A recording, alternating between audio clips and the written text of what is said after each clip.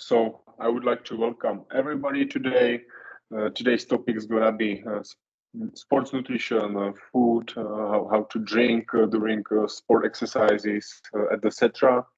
I would like to welcome here all three speakers, and all of them are experts in their field of nutrition stuff.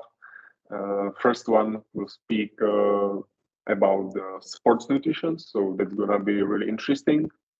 I would like to tell you something about the project itself because it's interesting as well. Boccia, League of Nations in the future, now education, publicity and developing is supported by European Union from Erasmus Plus, and we are cooperating with 5 other partners from countries of Poland, Slovenia, Slovakia, Croatia and Hungary. So this webinar and all the other webinars will aim to get to some knowledge, to show you some principles, some ways to how you can increase your knowledge, how you can prepare yourself for future development of this sports field.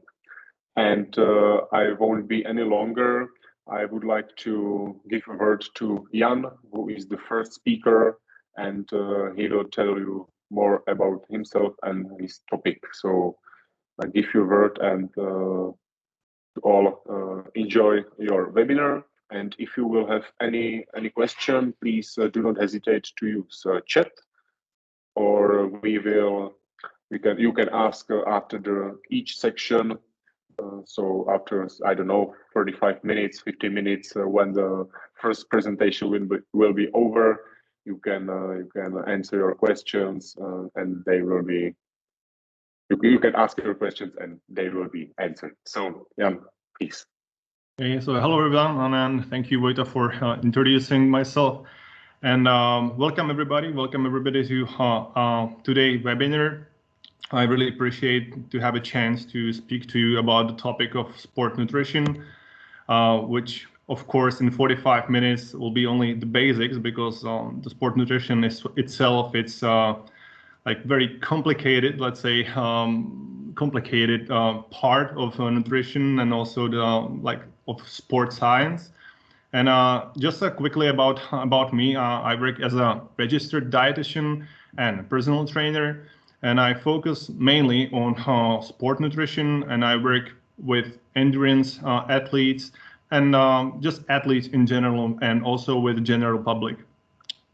I also work as a lecturer and evidence-based writer, and I cooperate with the Institute of Modern Nutrition, which is institute which is focusing on debunking myths about nutrition, because in not only today but already like a few years ago there was a big race of any kind of misinformation in not only on social media but on any kind of websites.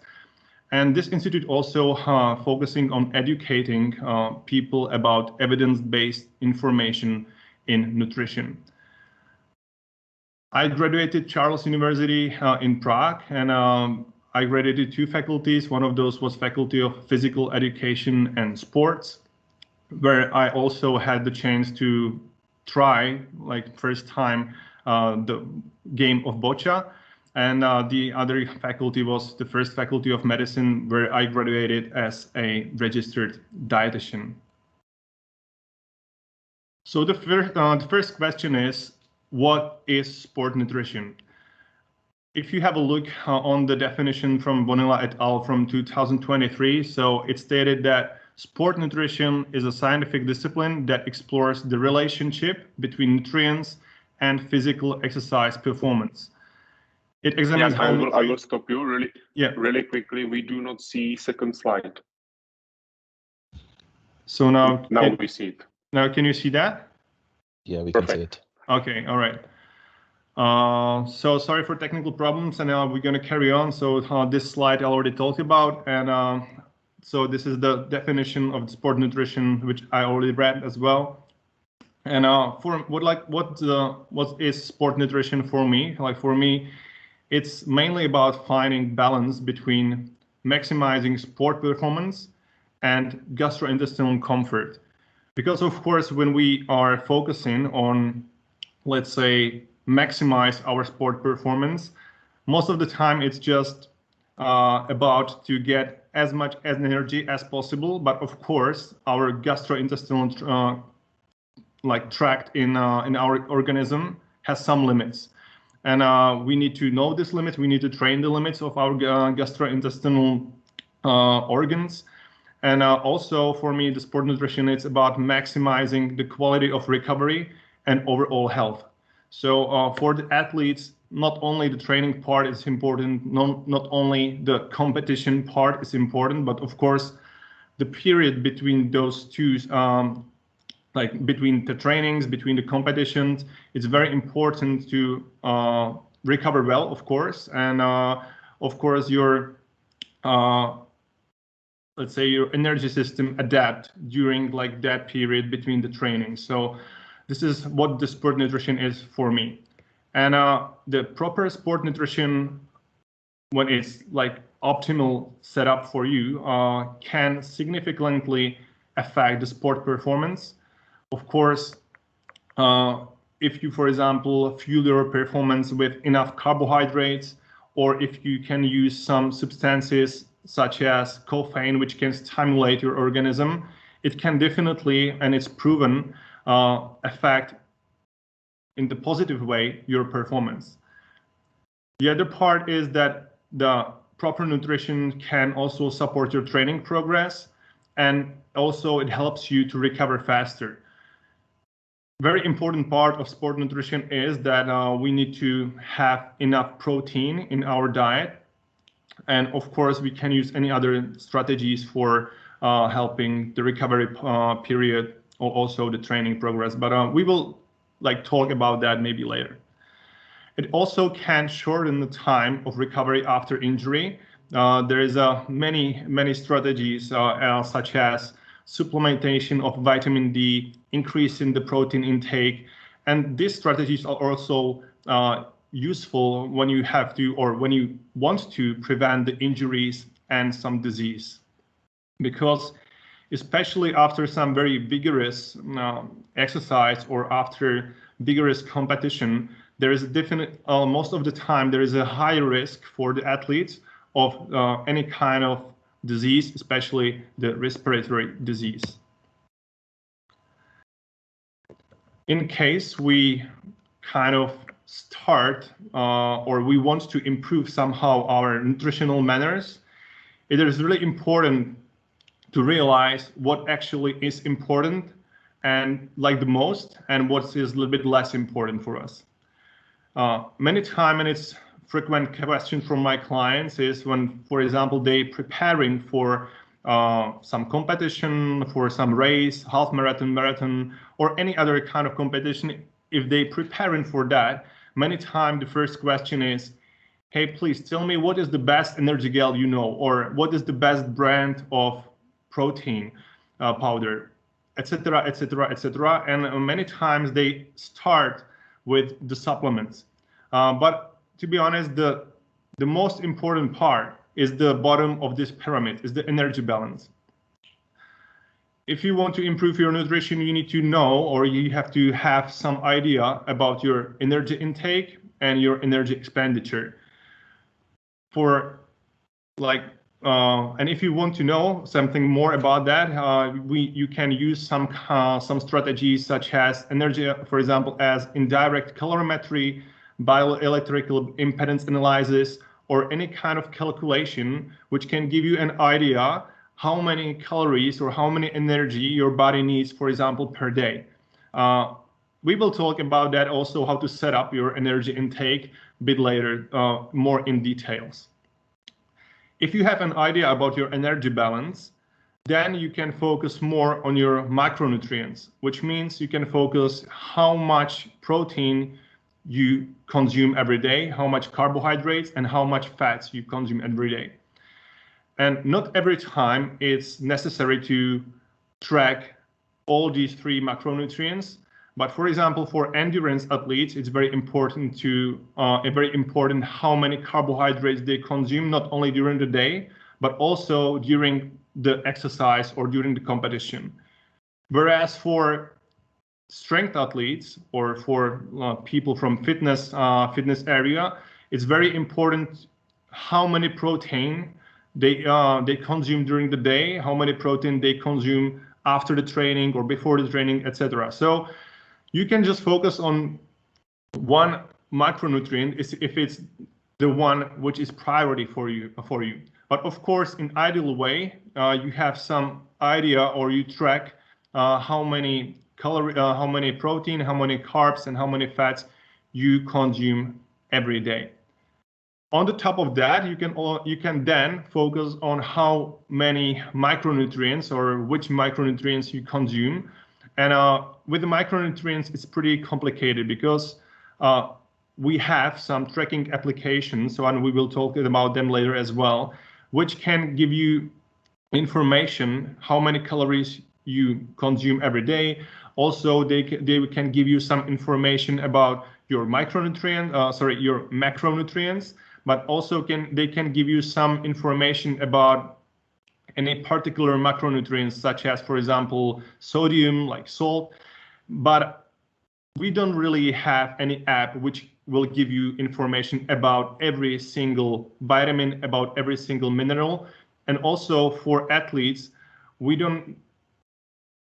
very often we don't really know what is the ideal, for example, the daily amount or the daily intake for them. So again, it's very similar to macronutrients.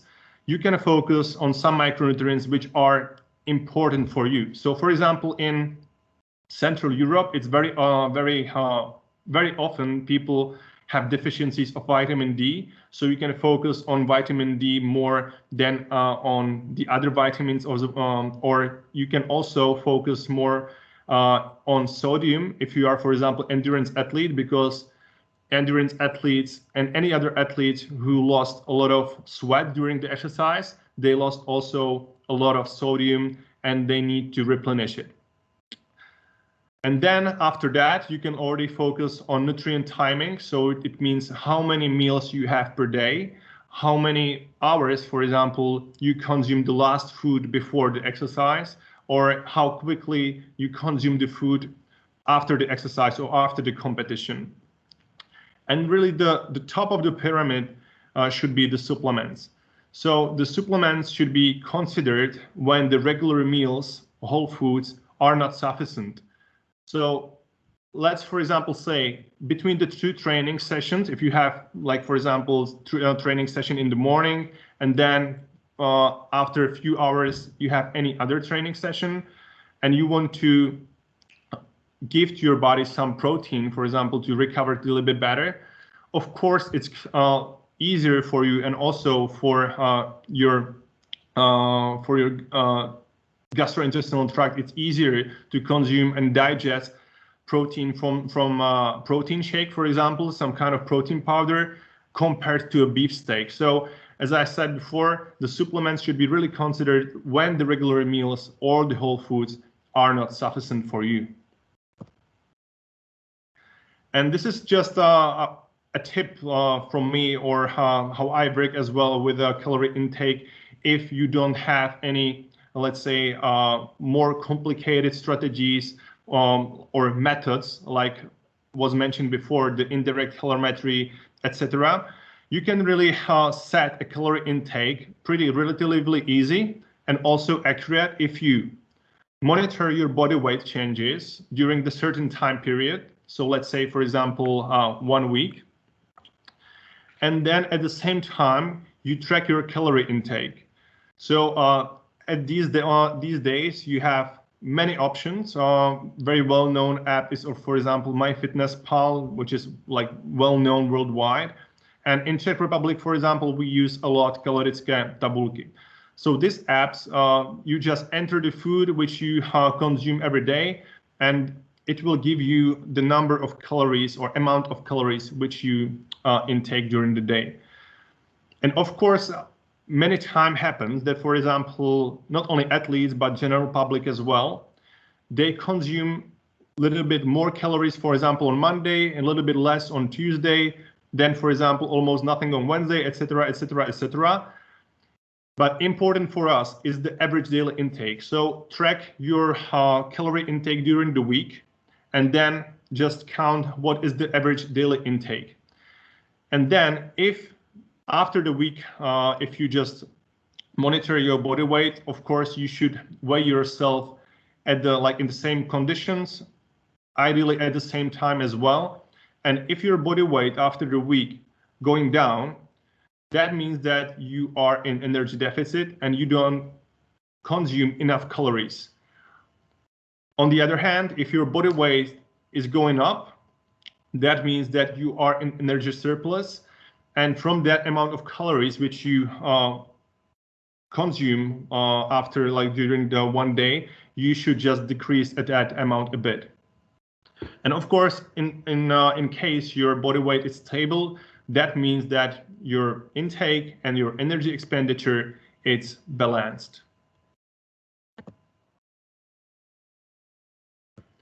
And in case you want to have more information about energy demands of various activities, that study, and you have also the link on the bottom of the slide, this study takes into consideration as well the anatomical level of spinal cord injury.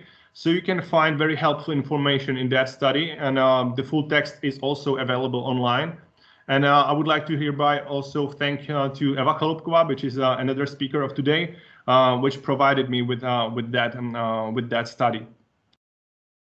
And I already mentioned the tracking app Kalorické tabulky, and I'm pretty sure that in your countries you can find similar tracking apps where you can track your calorie intake. And also in that application or in that app, it's also possible to enter activities, not only your intake, but your expenditure as well. And very helpful is that in Kalorické tabulky app, we also can already enter the activities as for example, wheeling, which is, as you can see, 0.0 kilocalories per kilogram of body weight per minute. And when we talk about sport nutrition, it's very important to just point out that sport nutrition needs to be personalized nutrition. As you can see on the picture, every single athlete is totally different, and also the physical demands of the particular sport may significantly vary. To reach the goals of an athlete, you need to really focus on the individual demands, and the proper sport nutrition must reflect the training periodization and the goals of an athlete. So it really depends, or the sport nutrition should vary and should be different. For example, when the athlete right now is at the preparatory period, which means he's preparing for the competition, and he's training a lot, or she is training a lot. Also, it should be different in case we have right now the competitive period, which means that we have very often some kind of tournaments or matches and so on. And of course, different nutrition should be applied in case we are in transition period, which is usually after the season, where is more time for recovery. And of course, for example, our body doesn't need too much energy compared to the competitive period. So sometimes what's happening that people, for example, read some information and they just realize that, for example, endurance athletes should consume more carbs. And if they, for example, run pretty often and so on, so they say, okay, so endurance athletes should eat more carbs. I'm going to eat more carbs as well because I train a lot. But it really depends, as I already mentioned, what kind of training you do, and also what is the period of the training right now for you. This is very, let's say, simplified infographics, but just to have an idea, this infographics, it needs to be said that it's relevant especially for endurance athletes, but also it can give you an idea how quickly we can utilize the energy from various foods, and also how long it will take to our organism to easily digest them. So let's say you have 3 to 4 hours before the competition. That time you can still consume regular meal. The regular meal should also contain some carbohydrates, some protein, and some fats. So on the picture you can see some chicken breast with rice and some veggies. Of course, it can be anything different. It can be some fish with potatoes and stuff. But most of the time, it should be some kind of source of protein or kind of meat, which is not, for example, deep fried. So already at that time, we should focus on meals which are not too heavy and which are easier to digest. If we are about 2 to 3 hours before the competition or before the exercise, we should already reduce the fat a little bit, because it takes longer time for fat to digest, and also then it increases the risk of GIT problems, the gastrointestinal problems. So typically it can be some oatmeal. If you want to reduce the fat a little bit more, we can use the low-fat milk or any kind of plant-based milk. And if we don't have to reduce the fat too much, we can just use the normal milk. So as I already mentioned, the ideal food might be the oatmeal with the fruit. It can be also, for example, you don't have to use just oats. You can use the rice and any other source of complex carbohydrates. When we are getting closer to the competition, then we should definitely reduce fat a little bit more, and also we should reduce a bit of protein as well, and we should focus more on carbohydrates. So typically it can be some white toast with a low-fat cheese, some veggies. Also, it can be some white toast with a banana with banana or any other kind of fruit. And this is something what, for example, is different when you compare sport nutrition and, let's say, the normal healthy nutrition, because in general, for people who are just focusing on the healthy nutrition, let's say, many times it's recommended to consume whole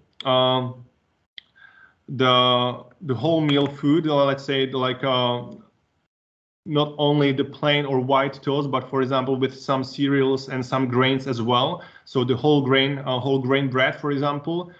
But for athletes, it's just a bit different, because if you consume the whole grain let's say few minutes or very close to the competition or to exercise, it can also increase the risk of GIT problems, and it also decrease the speed of absorption of any other nutrients. So when we are getting the closest, the last hour before the competition, we should definitely decrease the amount of fiber intake, and we should focus mainly on the carbohydrates, which can be, for example, some fruit, dried fruit, but of course it can be any kind of sport supplements which contains the carbohydrates which our body use as an energy source afterwards.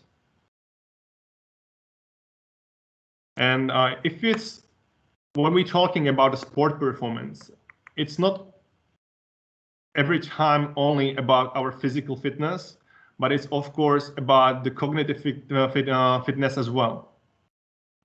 Because in some sport, it's very important to concentrate a lot or quickly react, or also memorize any kind of things.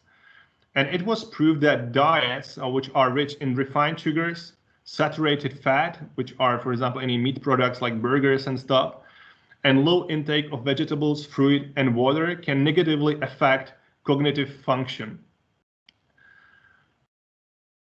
The World Health Organization recommends to consume 400 grams of vegetables and fruit per day, and many people doesn't get there. Like, for example, from my clients, many often when we starting to work together, they don't even get to 40 grams of vegetables and fruit per day at all. But also what I would like to point out is that, for example, in Czech Republic, the recommendation is even higher. In Czech Republic, the official organizations, they say that we should consume 400 grams of vegetables per day and 200 grams of fruit per day. So it's even higher than the recommendation from World Health Organization. The researchers also recommend that for proper cognitive functions or functioning of our brain, the Mediterranean diet can be beneficial. How the Mediterranean diet looks like, you can see on the right part of the slide.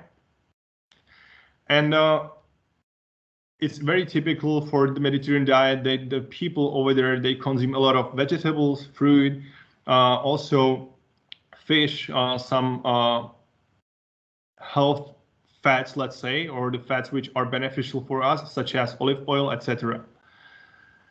With the food also, or when we consuming the food, there is also risk of postprandial somnolence, which at the time or these days we don't really know, or the researchers are not exactly sure why it is common for some people to get sleepy after they consume the meal. Therefore, it's really important to practice to, for example, if you, let's say, have just some normal meal 3-4 hours before the training or before some competition, and you're starting to feel a little bit sleepy every time you consume that kind of meal, you should maybe change that for any other meal which are not, for example, that heavy or which suits you better than that.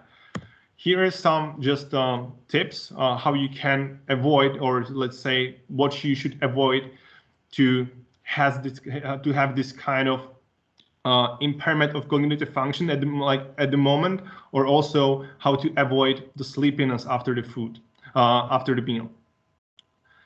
So we should avoid the food which is high in fat, definitely the saturated fat. Also, we should avoid before the competition the food which is high in sugars, but of course it really depends on the activity. So, for example, in case of, let's say, boccia, we don't really need, for example, to consume too much carbohydrates before the competition compared to, let's say, half marathon or any kind of, for example, competition like Tour de France and so on. Also, we should avoid the meals which are high in calories, especially the large meals. So when I simplify that, just do not overeat before the competition, because it can make you sleepy, and also, for example, after that there's a high risk that you will not be able to concentrate that good, and also there's a risk that, for example, you will not be able to react quickly or memorize some things. What is really important is that you need to plan your nutrition. So I already heard that from many people that it's very often that, for example, at the event or at the hotel, they provide you with the food which doesn't suit you well. So you should really find out ahead of the event what kind of meals will be served to you, and also if there will be, for example, a chance of buying some food, or how long it will the event last. All these points you need to consider, and then plan your day meal by meal. Also, it's very important, for example, if the tournament is for one day, if there is a 1 match or 2 matches per day, all these things you need to consider. And in case your meals doesn't suit you well, there is still options, for example, in grocery stores, how you can buy or how you can prepare quickly and easy some meal from the grocery store. So if the meal is offered doesn't suit you, look for another options. I will just, on the slide, you can see some tips or some food which is really easy to combine, and also which provides you with enough protein, enough carbohydrates, and enough fats, which makes it balanced meal. And some of the options or some of the foods, they doesn't even need to be stored in refrigerators. So you can just have it also at the hotel, and you don't need to even have a fridge over there. So if you have a look on the top, so you can, for example, buy some bread. You can combine that with mozzarella cheese. If you want to reduce the fat in that, so go for low-fat option of mozzarella, and you can combine it with tomatoes. Any other options might be, for example, some kind of tortilla, flatbread, which you can combine with tuna or spinach or any other greens. You can also go for sweet options. So you can buy, for example, a cottage cheese. You can combine that with the oats, with raspberries, but also you can combine these kind of foods which you can see on the slide any other way. So you can, for example, take a wrap or take a tortilla and make a wrap from cottage cheese, spinach, and also tomatoes. You can also do a sweet wrap. So you can use the tortilla or any flatbread, cottage cheese, or something like that, and combine it with some kind of fruit, peanut butter, or some chocolate spread and stuff. And as I said, it's very easy to find some that kind of food in grocery store and to prepare balanced meal in advance in case we know that at the hotel or at the event we don't get we don't get that kind of balanced meal like was mentioned. Sometimes the athletes or people in general have problems with like gaining weight pretty easily, or they have problem with controlling their body weight. And what I would like to point out is that healthy doesn't always mean low in calories, because all these foods which you have, which you can see right now, are definitely, or they have many benefits for our health, but also at the same time they are pretty high in calories. Typically, avocado, olive oil, and that kind of food, we can consume that. If we consume that in higher amount, we of course consume at the same time pretty good load of energy as well. And we need to be, of course, careful about that in case if we don't want to gain the weight. So avocado, olive oil, nuts, peanut butter is very easily to, let's say, eat like very quickly in pretty like big amount, and because it just, for example, if you consume the nuts, you have to chew them. It's not that easy to digest them, or also you can't digest them that quickly and consume them as it is, for example, with the peanut butter. All these foods also seeds are very high, especially in fat, which means they are high in calories as well. In case of dried fruit, the calories goes mainly from the carbohydrates, respectively sugars. From that reason, I also recommend, for example, if you like to use a lot of olive oil, which is definitely really healthy for us, I would advise, for example, to use a spoon if you pour it to your salad. So don't just thoughtless pour it into your bowl, but use the 1 spoon or, for example, 2 spoons if it's for more people, just to control the amount of the oil you are using. Another important part and very important part of sport nutrition is hydration. Naturally, during the exercise, and not only during the exercise, but during the whole day, our body is losing the water. And when we talk about the sport nutrition, it's really important to realize that our body needs to be in state of euhydration before the exercise. And therefore, it's necessary to focus on hydration several hours before the start of the exercise. The state of euhydration means that our body is hydrated well. Of course, how many liquids we need depends on many important factors, such as temperature, exercise intensity, sweat rate, and sweat sodium content. It's not surprised that when you exercise in high temperature, there is also higher sweat rate. Therefore, we need more fluid intake as well. The same is with the intensity of exercise. If the intensity is higher, we're losing more fluid, more liquids, and we also need to consume more water.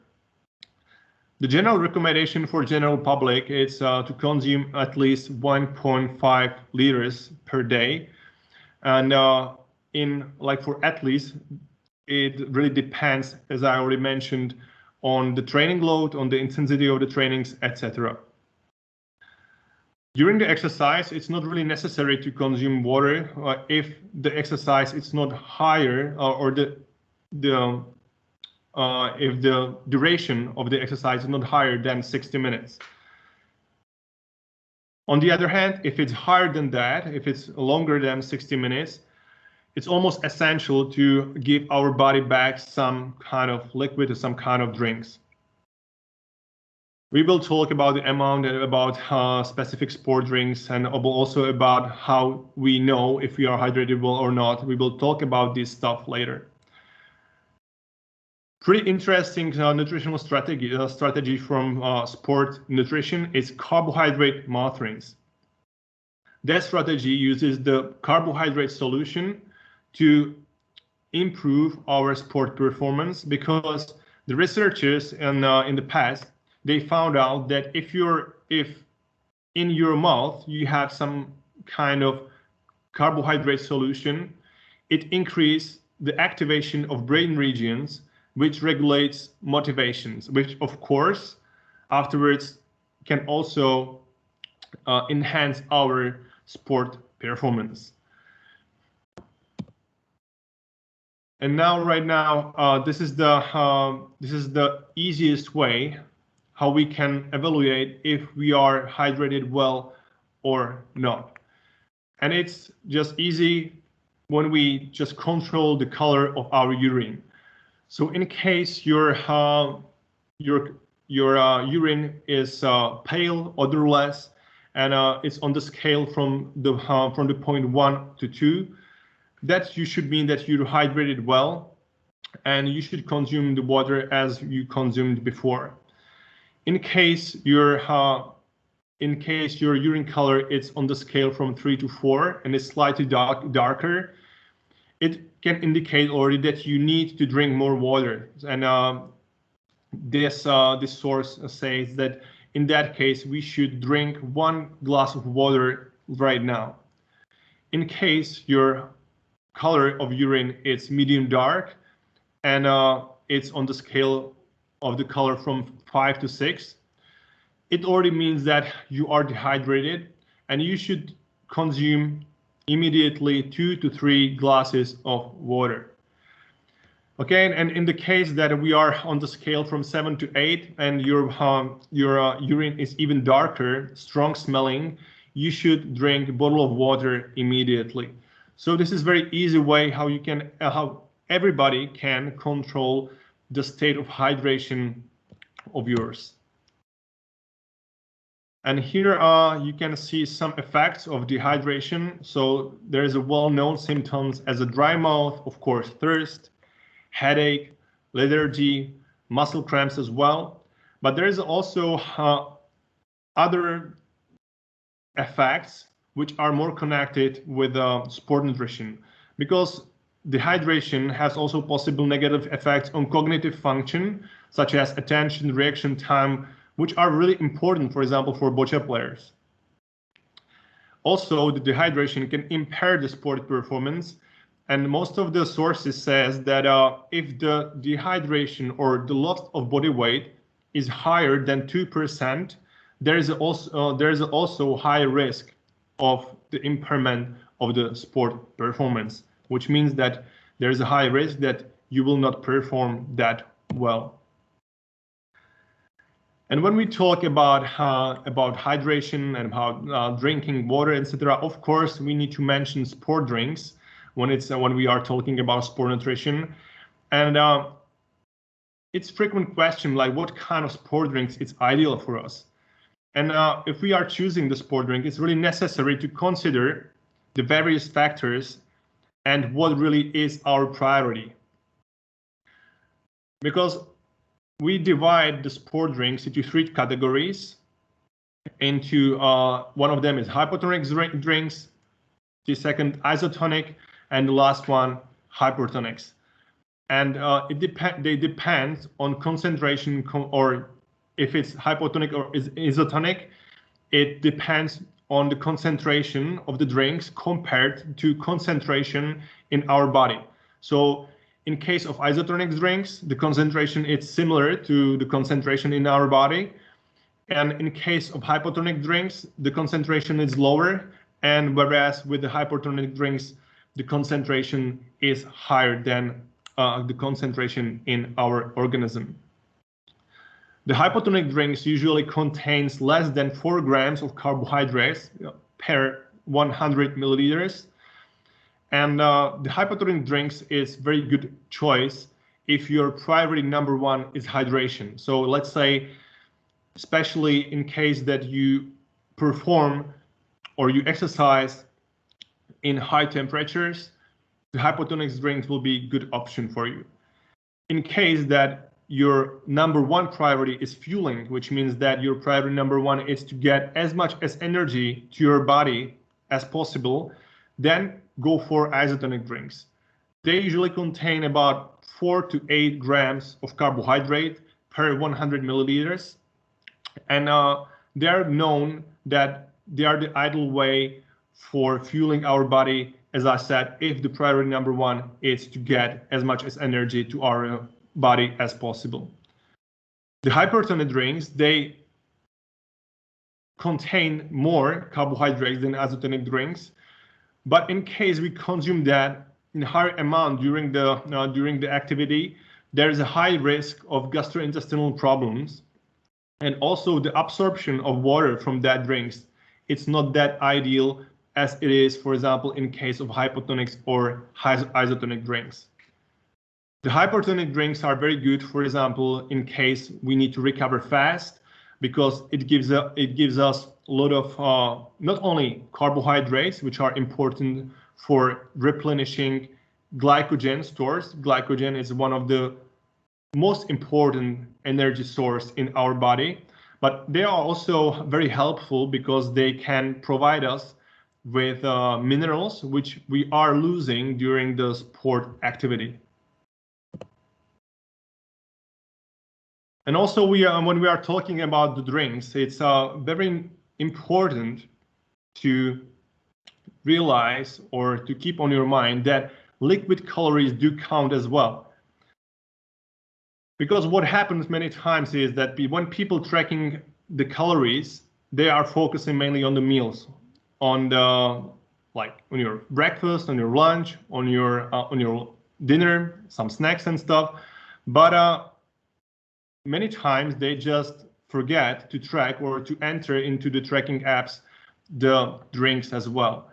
And all these drinks which you can see on the slide here, such as orange juice or any other fruit juice, chocolate milk, sport drinks, or tea if you use, for example, honey or sugar in that, they can be very high in calories as well. So calories are really not negligible, or there is a not negligible amount of calories in that kind of drinks. So of course, for example, to have some kind of fruit juice when it's, for example, fresh, it can have some benefits for us, like from the health point of view. But if we are focusing on stabilize our, for example, our body weight, and if we are consuming at the same time a lot of sweetened drinks, etc., it can also just cause it can cause that our body weight goes up. When we are talking about the sport drinks, and we can see also the chocolate milk, I will just mention one thing which is pretty important, that researchers, for example, found that drinking chocolate milk after the training or after the exercise, it can be as effective as consuming the rehydration drinks after the exercise, the commercial rehydration drinks, let's say the supplements. So which also gives us the information that many times we don't have to focus on sports commercial supplements, but we can really focus on the whole foods and normal food which you can, for example, find in grocery stores. And when we are talking about drinks, we should also mention alcohol because, for example, in Czech Republic, I think it's pretty big. I wouldn't say issue, but it's definitely pretty frequent questions. For example, how can alcohol affect not only the sport performance, but how it can affect your health in general? And it's really mind-blowing to me, even right now in 2024, for people in Czech Republic, many times it's more normal to drink alcohol than not to drink alcohol. I'm not sure how is that in your countries, but I'm still surprised every single year that it's still like that in Czech Republic. Of course, the frequent consumption of alcohol brings us many health risks. But also when we are just talking about the sport nutrition, it can definitely impair the sport performance, also our muscle strength, and also it can bring us poorer recovery because it impairs the rates of muscle glycogen synthesis, the glycogen we already mentioned in the slide before, but also it can impair the rates of the protein synthesis, which means it can have also negative effect on your muscle mass and also on the synthesis of new proteins in our organism. The alcohol can also impair your cognitive function, so concentration, reaction time, or memory. On the top of that, it also can impair the sleep quality. And sleep, of course, for us is like very important, not only for general public, but especially for athletes, which also the athletes should even sleep a little bit more than general public because their body needs to recover during that period of time of sleep. Of course, I'm not saying that we need to abstain from alcohol, but especially, for example, day ahead of competition or close time period before the competition, we should definitely avoid the alcohol drinks to be safe that our performance or our cognitive functions are not impaired. And to wrap it up, if we want to improve our nutrition as athletes, we need to firstly personalize the nutrition, which means you need to consider your individual needs, your individual demands, and also you should plan your nutrition. So it was mentioned before, if you already know that, for example, the meals which will be offered at the hotel or at the event are not suitable for you, definitely buy something ahead to have complex and also healthy meals on, for example, during the tournament or any other kind of competition or event. Stay hydrated, control the color of your urine, and in case it's not ideal as it was stated on the urine color chart, consume more liquids and more water. Of course, what I also didn't mention that if we are talking about drinks and drinking water, and also consume any kind of liquids, the main drink for us should be, of course, the plain water during the whole day. And the last point is to focus on fundamentals. So if you remember, when we were talking about the nutritional priorities pyramid, the fundamental base of the pyramid was the energy balance, but also try to focus that every single meal of yours have enough protein, enough carbs, healthy options of fats. And of course, many people will benefit if, for example, in your breakfast, in your lunch, and in your dinner is some amount of vegetables or fruit. So at the end, this is some references which I use for preparing this webinar. And I thank you very much for your attention. If there is any questions, I'm just open right now to answer your questions. So thank you very much. Thank you also to organizers to inviting me. It was really honor, and I really appreciate it that I had the chance to be part of that project and also part of that day.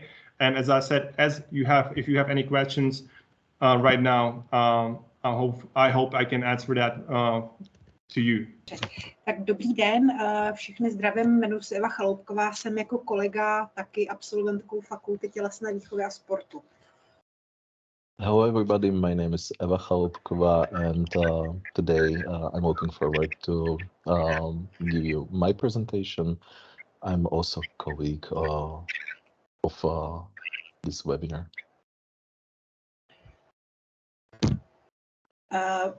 Bazální metabolismus a výživa lidí u osob s poškozenou míchou je název mého příspěvku. As you can see, basal metabolism's value and the nutrition of people with spinal cord injuries is the name of my presentation. Takže po poranění míchy dochází k úbytku svalové tkáně, tím se snižuje bazální metabolismus u osob s míšní lézí a svalová tkáň se vlastně přirozeně mění na tukovou.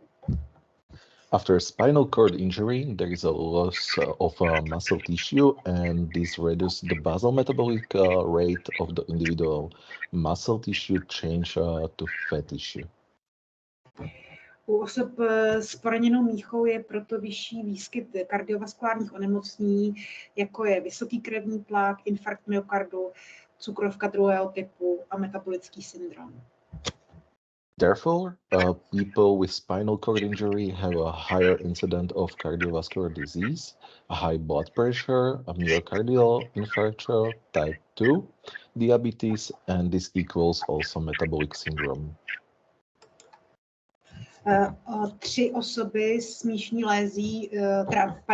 Dvě osoby s míšní lézí jsou ze 3 obézní. 2 out of 3 individuals with a spinal cord injury are also obese. Vysoké riziko u osob s míšní lézí je vznik metabolického syndromu. Je to až 55% osob.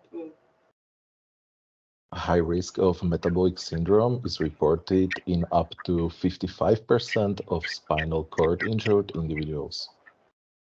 Podle dotazníkového šetření je zjištěné, že lidi s poškozenou míchou mají až vyšší než 30% příjem tuků za den. Individuals with a spinal cord injury from the survey consume more than 30% fat per day. Faktory, které ovlivňují, které můžeme ovlivnit a které nemůžeme ovlivnit. On this slide, you can see uncontrollable and influenceable factors who can somehow influence our health. Takže ty, které se nedají ovlivnit, je věk a genetika, to je dané prostě. Between uncontrollable factors are age and genetics, something what we can do with it. Co ovšem můžeme ovlivnit, je životní styl, kam patří výživa, pohyb, dostatek spánku a stres můžeme snížit. What we can influence it's a lifestyle, exercise, nutrition, enough sleep. Also leptin, what is a hormone of adipose tissue, which is flushed out during a sleep. It's a low-level trigger hunger and stress, hyperhagia, overrating, overshooting the compensatory mechanism. Bazální metabolismus je vlastně základní funkce každého organismu. Je to jako když máte puštěný auto jenom na neutrál, bez rychlosti. Basal metabolism ensure the function of basic life's function, like respiration, cardiac functions, and thermoregulation. We can think about it like a running car engine in neutral, let's say. S každou fyzickou a psychickou činností člověka zvyšujeme jeho rychlost a tím zvyšujeme i energetický výdej. With every physical or mental activity, we increase its speed and thus increase its energy expenditure. V průměru zdravé ženy spotřebují o 300 kalorií méně než muži. Je to dané svalovou hmotou. Healthy women consume on average 300 kilocalories less than men. A u lidí s poraněnou míchou je bazální metabolismus nižší až o 54% a je to závislé na výšce poranění. In people with spinal cord injury, basal metabolic rate is up to 54% lower, depending on the height and extent of the spinal cord injury. Na naší fakultě jsme dělali výzkum, kde jsme měřili celkem 15 osob s poraněnou míchou a tady vidíte graf, který znázorňuje výšku bazálního metabolismu. On this slide, you can see the graph. In our laboratory, we measured basal metabolic rate in 8 women and 7 men, so 15 people in total after spinal cord injury. All participants used a mechanical wheelchair. A jako je vidět, jenom jestli můžete přeložit, že není závislý na výšce léze, ta výška toho bazálního metabolismu. Yeah, we found that the amount of the spinal cord injury wasn't comparable to the amount of energy expenditure, basal metabolic rate. Jo, děkuji. To je laboratoř, kde se měří nepřímou kalorimetrií a tam je důležitý se zvážit, to vidíte v obrázku vlevo, a vpravo se měří samotná nepřímá kalorimetrie. On this slide, you can see our laboratory where we measure our patients. Ten klidový metabolismus je o 10% vyšší než bazální metabolismus a je to o tom, že klidový metabolismus se měří ambulantně a bazální metabolismus se měří nalačno na lůžku ihned po probuzení. The result of this measure is your resting energy expenditure. Basal metabolic rate is measured in the morning in the bed immediately after waking up and after a 12-hour fast. Basal metabolism is 10% lower than the resting metabolism. Or the second one. Jo, a je tam rozdíl asi 10%. The difference between those two are about 10%.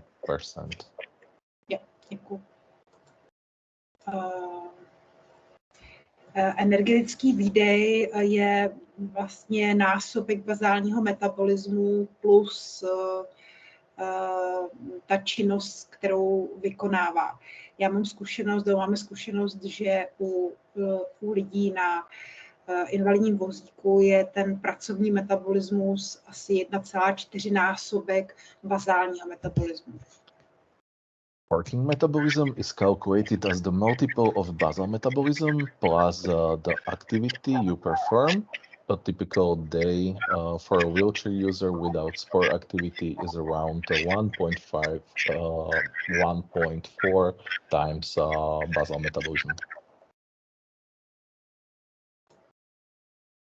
Tělesné složení nejjednodušší je rovnice Body Mass Index a je to pouze statistické měření, je to pouze orientační, ale prostě je to nejjednodušší, co se dá udělat, jako spočítat tělesné složení u lidí. U lidí s míšní lézí je samozřejmě snížený ty normy, jak vidíte na tabulce. So BMI or body mass index is a statistical method of determining body composition that doesn't take into account the amount of muscle mass. Its value is only indicative. Tělesné složení se dá měřit i na přístrojích. Tady ukazuju ty nejběžnější na měření tělesného složení. Vlevo je podpod, který snímá densitometrii celého těla.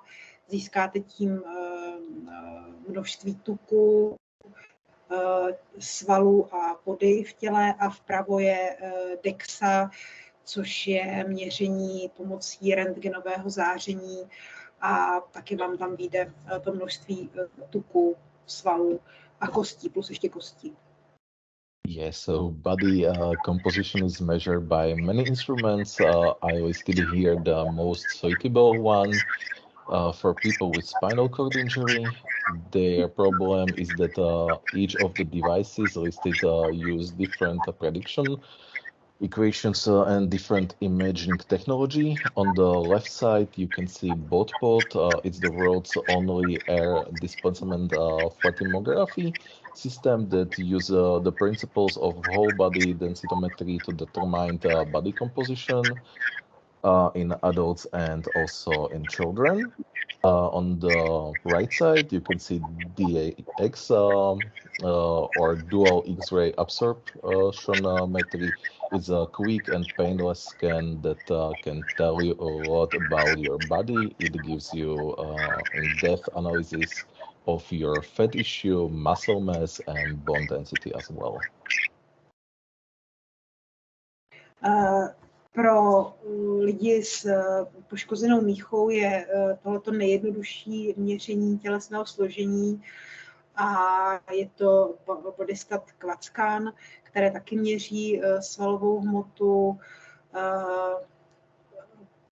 tuk a vodu, ale je tady dávat pozor na tu dostatečnou hydrataci těla, protože svaly vlastně vážou vodu, a když prostě optimálně je hodně se napít, nejlépe 60%, aby člověk měl v sobě vody.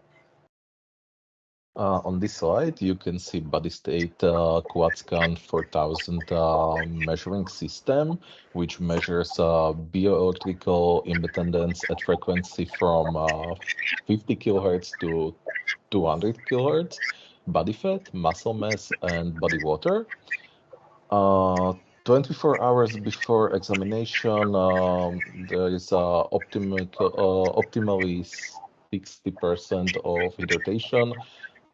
It's actually required because low hydration equals low muscle mass. BOTPOT i QuadScan používá rozdílné predikční rovnice a důležitá je tam ta hydratace. U DEXy je tam rentgenový záření a rozdíl mezi jednotlivýma přístrojema může být až 10%. The BOTPOT and BodyState QuadScan 4000 measuring devices use different equation, and hydration of the body is important in the measurement. DXA use X-rays, and difference in individual measurements between those two measurement devices can be up to 10%. Co je metabolický syndrom? Za prvé je to vyšší více centimetrů u mužů než 94 v pase, u žen 80 centimetrů. If we are speaking about metabolic syndrome, it's when it's the higher than 94 centimeters for men in their waist circumstances, and greater than 80 centimeters for women. Za druhé, když je vyšší množství triglyceridů v krvi a nižší množství HDL, high density lipoprotein, v krvi. It's also when we meet at least two of our diagnostic criteria tag. It's triacylglycerol greater than 1.7 millimole per liter. A za třetí, když je vyšší krevní tlak jak 130 na 85. And also when the blood pressure is higher than 130 per 85. A čtvrté, když je glykemie v krvi vyšší než 5,6 mmol na litr a to se rovná takzvanému smrtícímu kvartetu, kdy je riziko vysokého krevního tlaku, anginy pectoris, diabetes mellitus.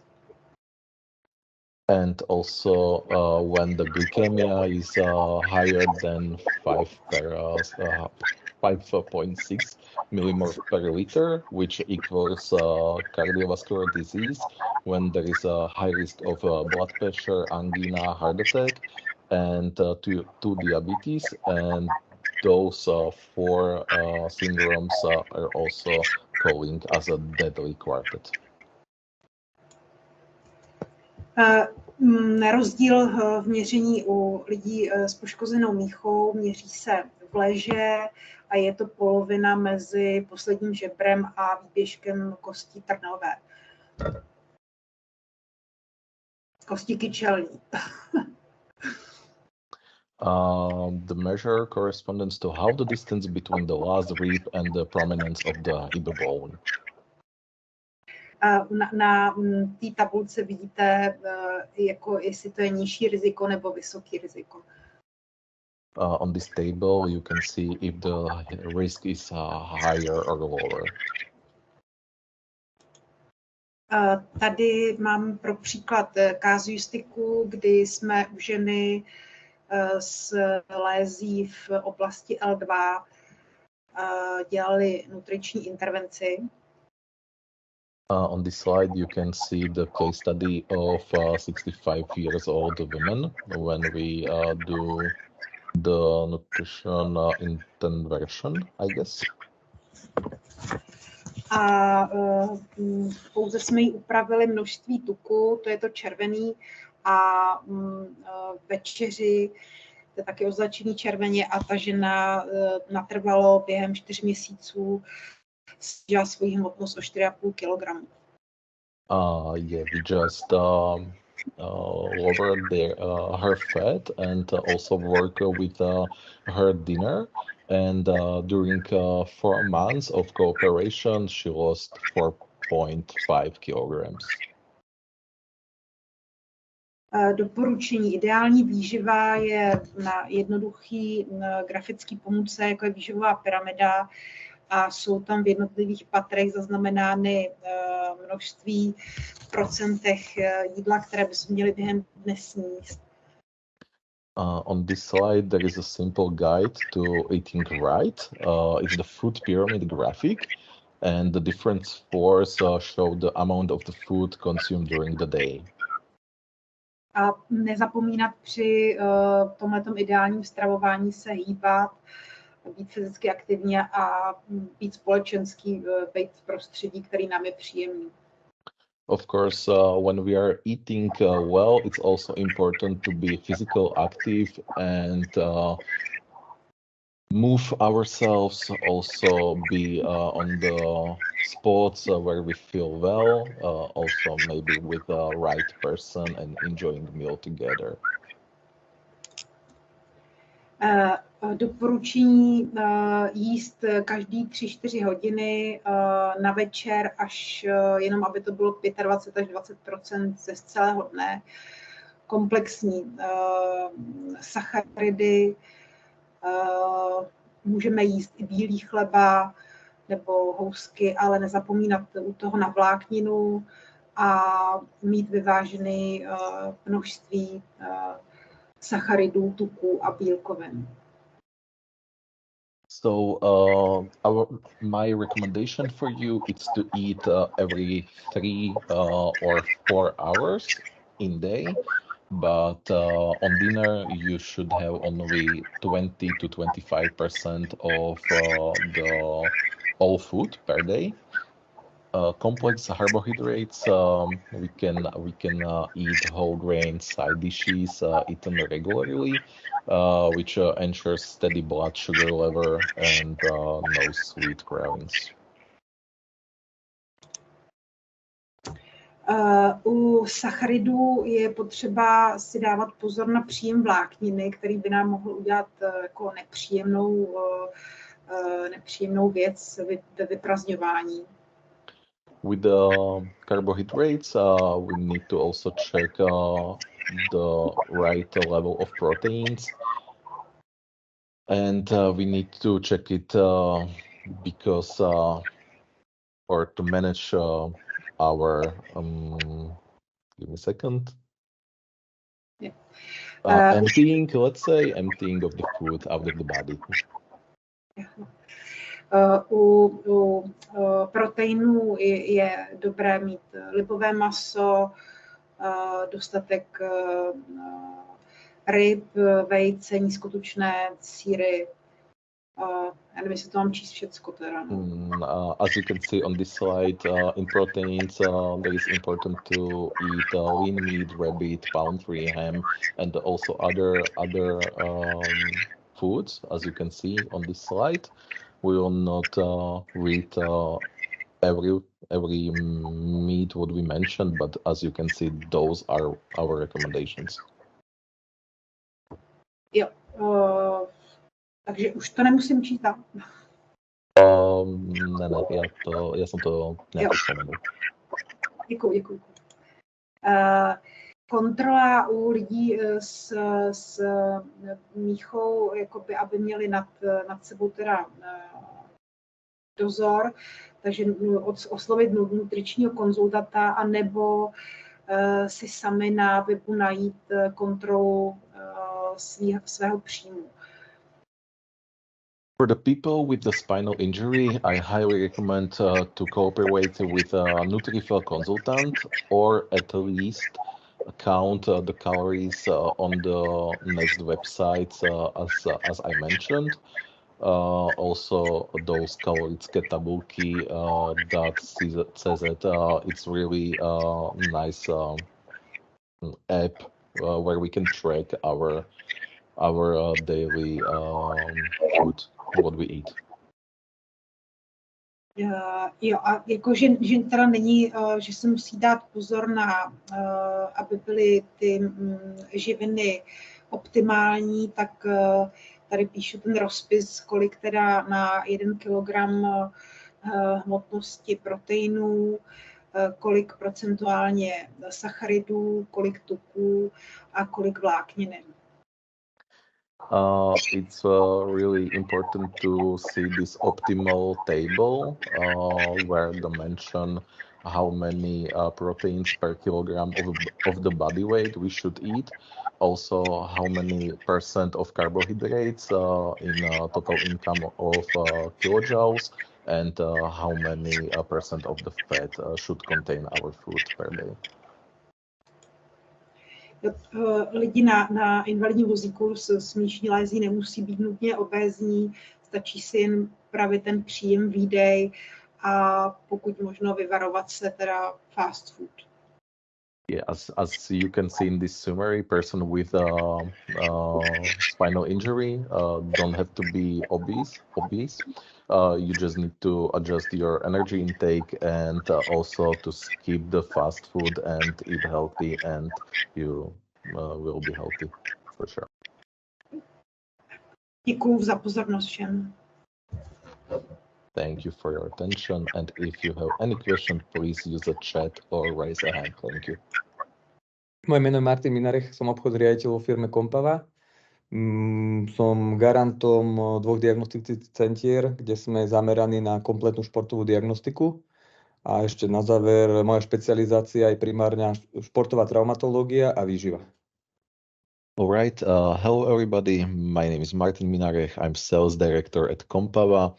I'm also the guarantor of 2 diagnostic centers, which are focused on complete sport diagnostics. My specialization is sport traumatology and nutrition. Výborne, takže môžeme pokračovať. Tým, že sa staráme o strašne veľa športovcov, športových klubov, či sú to profesionáli, sa stretáme s jedným opakovaným problémom, a to sú, že výživové doplnky a informačný chaos. Obrovské množstvo informácií v dnešnej dobe spôsobuje u ľudí ako keby nejakú, by som to povedal, že rozhodovacú paralýzu, a tým, že tie informácie nám internet nasúva zo všetkých strán, tak to nám vytvorí obrovský informačný chaos a všeobecne ľudia potom nevedia selektovať, ktoré informácie sú kvalitné alebo ktorým zdrojom môžu v dnešnej dobe veriť. Within our company of Compava, we cooperate with pro and also non-pro athletes, which are always asking us about sport supplements. And the enormous amount of information nowadays causes decision paralysis, let's say, and information chaos or chaos in people. Let's say that we can't select among this information which is of good quality or which source we can trust. Aby sme vedeli tomu predísť, tak sa snažíme rozvíjať kritické myslenie a hlavne kritické myslenie, čo sa týka zisťovaní informácií o suplementácii, výžive, zdravom životnom štýle, ale snažíme sa fokusovať ľudí, aby vyhľadávali kvalitné zdroje, ktoré sú podmienené klinickými štúdiami, to by bolo najlepšie, a hlavne, aby sa vedeli zamerať na značky, ktoré sú overené, napríklad aj antidopingovou kontrolou, alebo antidopingová agentúra ich schválila, že sú OK, a hlavne ich smerujeme na overených výživových poradcov alebo lekárov, dietologov. Within within this cooperation, we are trying to learn them more about the food and about sport nutrition, focusing mainly on proven brands. We try to learn them how to read the etiquette of all those nutriments, and also trying to provide them with the right persons which working as doctors with nutrition, let's say, and nutrition advisors, and trying to contact them and working with them properly.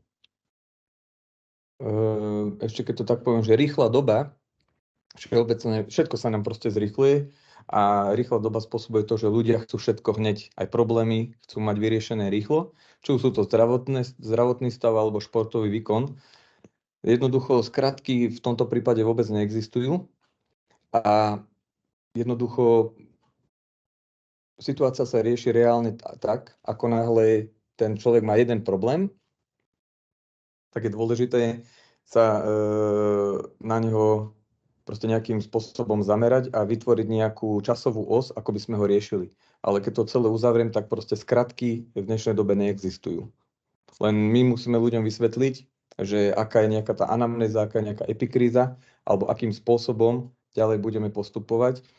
Toto zase nahráva do karát iným, by som povedal, môžu to byť výživový špecialista, alebo niekto, sú dosť obohatení rôznymi marketingovými nástrojmi, že ľudia potom na nich rýchlejšie reagujú, lebo sľubujú niečo, čo môžu dosiahnuť hneď, alebo proste rýchlo.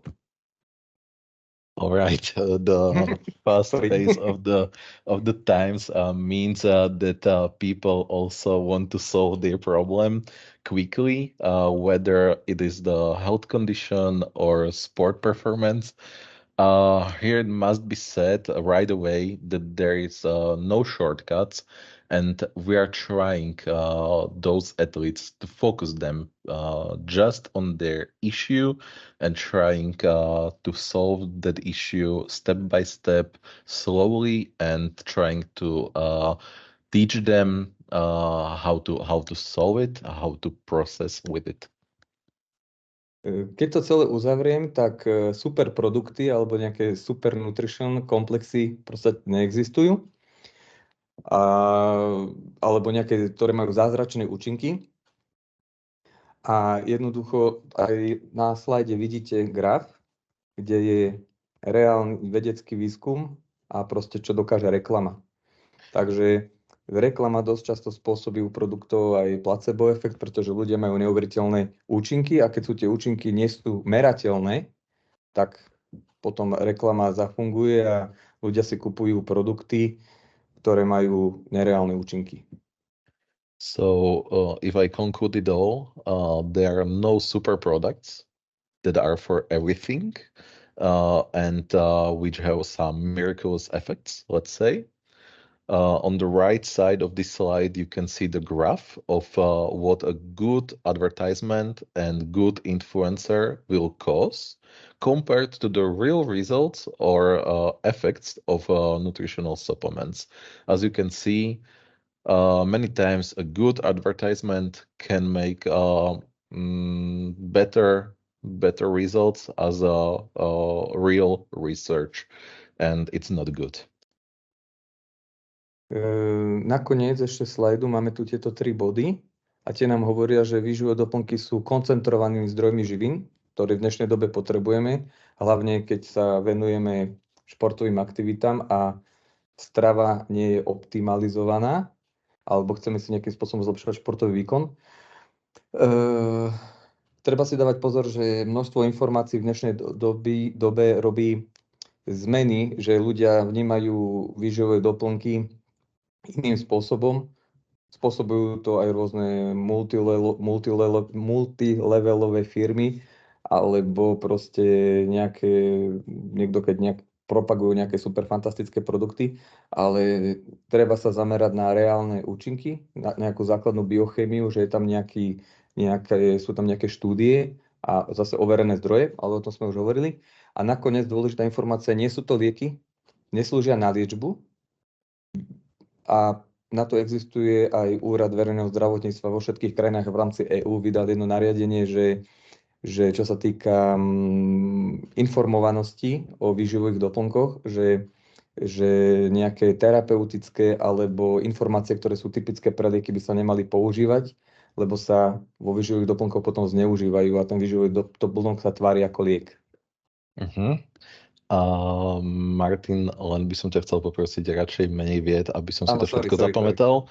I just ask him to speak less words to repeat and give you the best translation as possible. But what I remembered is that we need to check all supplements, what kind of nutrients they absorb and what we will eat. And also there is also really important to realize that those supplements are no pills from doctor. It is it's just the supplements. It's not a cure. So we need to eat properly to avoid the health issues. And after that, we believe that the health will be better.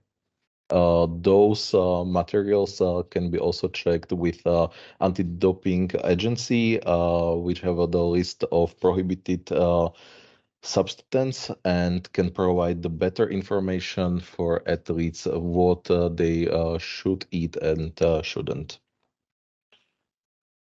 Takže kde všade sú výživové doplnky užitočné? Výživové doplnky vieme využiť vo viacerých odvetviach. Dnešná doba dosť pokročila aj výskum, klinické štúdie a vieme reálne preukázať niektorých látok proste ich reálne účinky. A preto ich vieme použiť na lepšenie športového výkonu alebo podporu zdravia. Nutrition supplements can be used in several sectors nowadays. The times are quite advanced and even the research of clinical studies can already realistically demonstrate the effect of some substances contained in nutrition supplement. So we can use them whether if it's for sport or support health. Teraz, Samko, pôjdeme trošku extra, to ti budem hovoriť tak pomaly, že sú výživové doplnky, u ktorých vieme reálne merať účinok.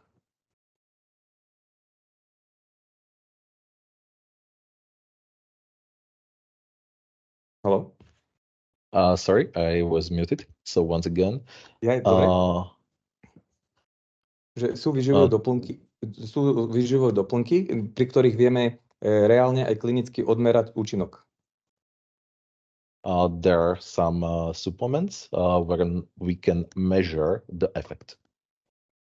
Sú to napríklad zápalové ochorenia alebo zápaly, ktoré vieme odmerať a vieme, že keď užijú napríklad cielenú enzymoterapiu, že produkt reálne funguje, pretože máme nejaké merateľné hodnoty. For example, there are some inflammatory disease, and we know that if they will take the therapy, the product works. Pacient alebo športovec si vie odmerať zápalové markery alebo ASLO, proste zápalové hodnoty v tele a vidí, že mu reálne klesli, takže má merateľné výsledky. Patient or athlete knows how to measure the markers and can check if those markers dropped, so the athlete have the results ASAP. Veľa výživových doplnkov takéto účinky reálne, merateľné v krátkej dobe nemá, tak preto znova zdôrazňujem, aby sa naozaj vyhľadávali kvalitné zdroje, pretože si ten zákazník, pacient, športovec nevie potvrdiť nejakým spôsobom účinok. Many nutritional supplements don't have such effect in the short term. So once again, it's important to check those markers to see if those markers drop or not. Because with the nutrition, which can be buy everywhere in the store, the results not necessarily have to be seen. Potravinová pyramída už tu bola ukázaná, ale vidíme na nej, že výživové doplnky sú na vrchu, tá malá špička. Vidíme ostatné dolné hodnoty, ako je energetická bilancia, makrovýživiny, to je pomer bielkovín, tukov, cukrov, mikroživiny, nutričný týming a suplementácia je proste na vrchu. Ja sám robím s výživovými doplnkami a neustále to zdôrazňujeme, len trend je taký, že ľudia ako keby tú pyramídu mali otočenú, že všetko vo väčšine sa stretávame, že chcú založiť na suplementácii pomocou výživových doplnkov. On this page, you can see the food pyramid picture. You can see the importance, as we can see nutrition supplements are at the top. That's the little tip, the base. First, the intake and output, it's important. Then the ratio of protein, fats, sugars, and micronutrients. Then timing is also important, and then supplementation with nutrition supplement will work. We can see that a lot of customers or athletes are trying to figure it out everything with the sport supplements, and what we are trying to learn them that the most important is eat healthy and use supplements only to supply the food when it is necessary. Čo chceme dosiahnuť pomocou napríklad užívania výživových doplnkov? U športovcov sa často stretávame, že pravidelná športová aktivita, či už je to profesionálny šport, amatérsky, proste keď je tam pravidelná športová aktivita, spôsobuje, že organizmus spotrebuje veľa energie a na regeneráciu, ale tá energia, keď tá aktivita nie je vyvážená, tak potom spôsobí, že sa nám nejak zle ovplyvní regenerácia, napríklad regenerácia imunitného systému. Takže jednoducho povedané vznikne pretrénovanie a má to negatívny vplyv na zdravie športovca. In athletes, we often find that regular sport activity causes the body to use a lot of energy for recovery, and as soon as we don't make the right balance in recovery and the sport activity, an imbalance will arise that will have a negative impact on the health of those athletes. My sa dosť často stretávame, hlavne najväčším problémom je, že pri pretrénovaní proste nám vzniká pokles imunity a vznikne nám taká chronická imunosupresia, že proste tí športovci majú chronicky stiahnutú imunitu a negatívne to potom ovplyvní ostatné procesy, čo sa týka metabolizmu a tak. Takže tu, Slavko, potom môžeš kľudne povedať všetky tieto body, že to nám, či nám vlastne tie výživové doplnky alebo správna suplementácia, výživa, hlavne správna výživa, nám pomôže dosiahnuť. We encounter decrease in immunity during overtraining within athletes, which can cause a really tough health problems. to find out the right balance with the training and also the regeneration, we can achieve what you can see on this slide. So we have supplements for everything, what you can see on this slide, and we can provide the products which will work for you, specifically on you, based on your body, training type and everything, what you do. Takže teraz by sme mohli prejsť na kategórie výživových doplnkov. Keď sa chceme dobre orientovať vo výživových doplnkov, potrebujeme poznať základné kategórie. Takže máme športovú výživu, máme farmacy, takú farmaceutickú radu a teraz je nová populárna anti-age rada. When we need to decide on the type of nutrition supplement, we look for certain categories. This will show the basic categories that supplement should be divided into. On this page, you can see some of the nutriments what we are offer.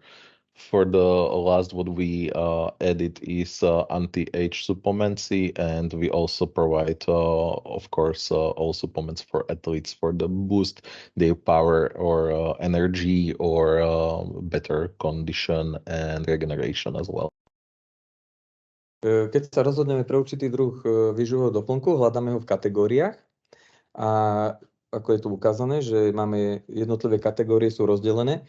Je to dôležité hlavne v dnešnej dobe, pretože aj označenia, aby tam boli OK, že neobsahuje žiadne alergény, že neobsahuje lepok, že neobsahuje laktózu, že sú čisto vegánske, alebo sú to čisto aminokyselné, že sú vegánske, živočíšne, lebo dnešná doba je plná rôznych intolerancií, alergických reakcií a rôznych senzitivít.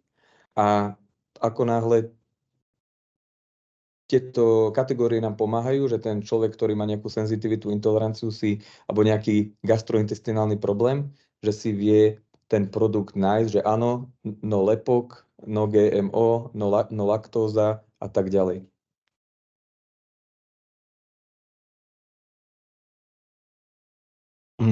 When we decide on the certain kind of products, we look for it in categorize, as you can see on this page. We are also follow the label, especially if the product contain lactose and gluten, or they are pure vegan or pure amino acids, because as soon as someone has some sensitivity or intolerance, let's say, it could cause quite a big problems.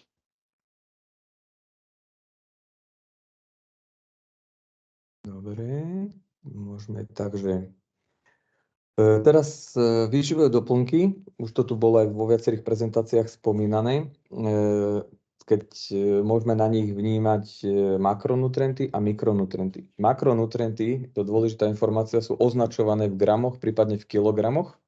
Ak si niekto otočí, aj si potom neskôr ukážeme etiketu produktu a chce si prečítať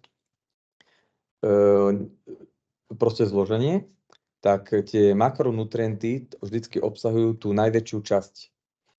Sú to proteíny a tak ďalej. Ostatné výživové, ako sú ešte sacharidy a tuky, a ostatné aminokyseliny alebo pridané vitamíny, stopové prvky, tie sú radené ako mikronutrienty. It's important when we are trying to find out the right products to check micro and micronutrients, which they are on the second side of the product in the label.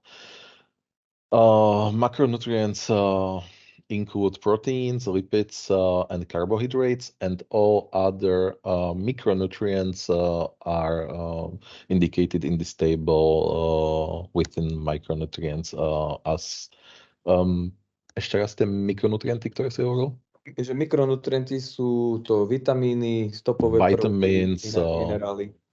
Minerals and others. A sú tam hlavne kvôli tomu, že fortifikujú produkt a synergicky navzájom podporujú Napríklad aminokyseliny samotné, keď je monoacid aminokyselina, tak ona nedokáže fungovať bez niektorých vitamínov skupiny B. Some of those micronutrients are not able to work without the vitamins, vitamin B, let's say. So it's important to combine the right micronutrients with the right vitamins to see the right result.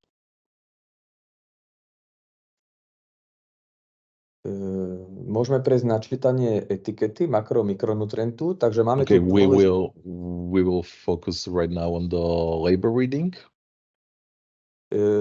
Máme tu dôležitý typ produktu, názov, to potom môže Slnko prečítať, etiketa z hľadiska legislatívy pre daný štát, musí to byť presne zadefinované, zloženie, makro- mikronutrienty, ale vážny pozor, to Slnko potom aj zdôrazní, sú matrixy a power zložky, ktoré nemajú presnú špecifikáciu.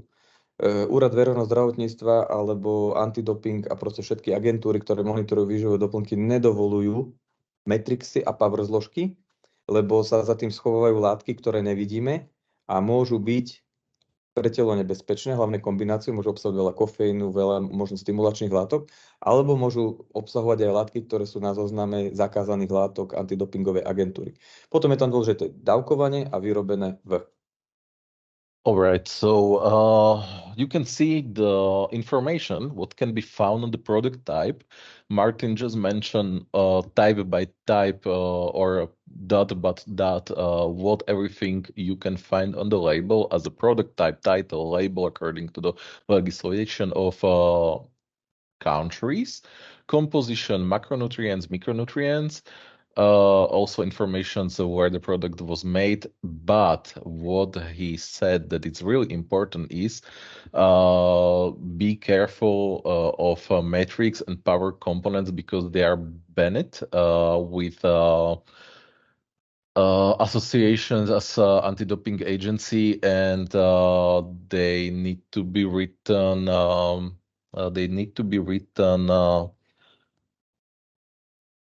One by one to give the best possible information for athlete, and there can't be hidden just as a metrics or just as a power components. So they need to be mentioned one by one.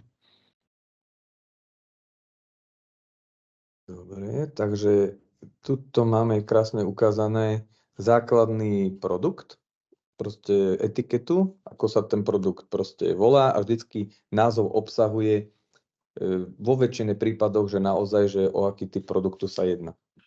So if you will see properly, you can see that on those products you can see the labels, and you can find out all important information as a name and all nutritions were it's included there. So he highly recommend you to read this label because it's the most important part of using the substance. U všetkých produktov, či sú to produkty kupované akože Sport Nutrition alebo kupované zo samotných lekárniach, je najdôležitejšia zadná strana. From all products, if they are buying from directly from the company or from the store, the most important part is the back side, which contain this label. Marketingové informácie vedia byť krásne, aj krásne nafúknuté. Zadná strana ako nutričné hodnoty nám ukážu, aká je realita, čo to je vlastne za produkt je. Marketing information on the front side can be really nice and can they sell the product to us because the labels are let's say beautiful, but the most important part is the backside. He just repeated that you need to focus on the backside because the backside and this table shows you a reality. Tu je dôležitá informácia, čo obsahuje 100 gramov produktu, či sú to makronutrienty vo forme cukry, bielkoviny, alebo mikronutrienty vo forme vitamínov a stopových prvkov, prípadne enzymov. Ale potom je ešte dôležitá 30 gramová dávka, že vlastne jedna dávka aby som si vedel rozrátať, že teraz niečo príjmem, že koľko razy to môžem prijať za deň a hlavne pozor, aby ten prepočet na tú dávku bol OK. Takže zadná etiketa je strašne dôležitá, tá nám povie o tom produkte všetko. The right label need to consist information per 100 grams. There information about energetic value, about fat, about sugar, saccharide, proteins, and all important stuff what we need to know. But there is also information per 30 grams or per dose. And for somebody who is eating those supplements constantly per day, there is much more important information about those per 30 grams because they can calculate with all those informations to caloric tables, let's say. Takže to sme si povedali, že ako je dôležité čítanie z etikety a teraz môžeme prejsť na antidoping. Right, we will follow with the anti-doping agency. Každá krajina alebo každý štát má svoju antidopingovú agentúru, kde zistíte zoznam. Obsahujú rôzne zoznamy, obsahujú edukačné informácie plus blogy a také majú aj výstražný systém, že ktoré sú teraz reálne zakázané látky.